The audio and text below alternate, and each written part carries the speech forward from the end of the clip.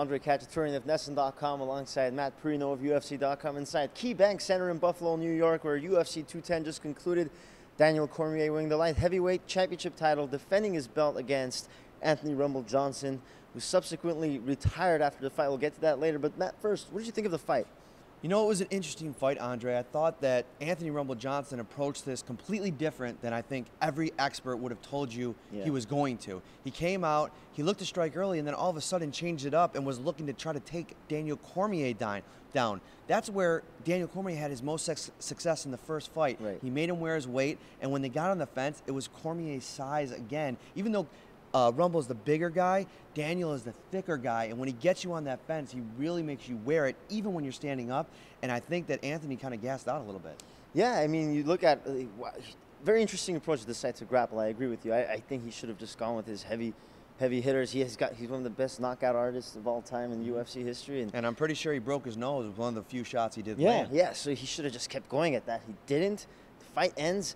He decides to hang him up. What were your thoughts when you heard that? Honestly, I mean, I'm sitting octagon side after, watching what just happened. You got John Jones, Jimmy Manuwa, octagon side, and as a fan, I'm heartbroken. I mean, I got into this watching this as a fan, and Anthony Rumble Johnson is one of the most fan-friendly fighters on the planet.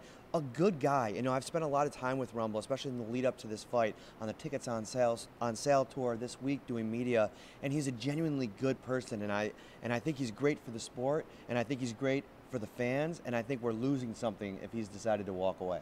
He said he wants to walk away to pursue different career opportunity, and there was speculation that he might join the Los Angeles Rams front office, but he shut those rumors down in the post-fight press conference. But now let's get back to Cormier and his legacy. The big win for him. He's only lost once, and that was to John Jones. Where do you think he stands pound for pound?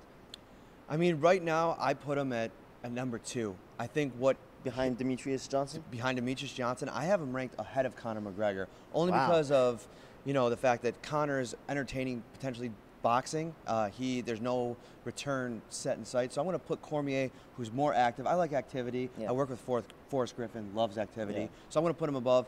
Daniel Cormier, for me, top 5 pound for pound all time. This is a guy that ran through the heavyweight division in Strikeforce, and then when he came over to the UFC, taking out Dan Henderson, Frank Mir, beat guys like Josh Barnett.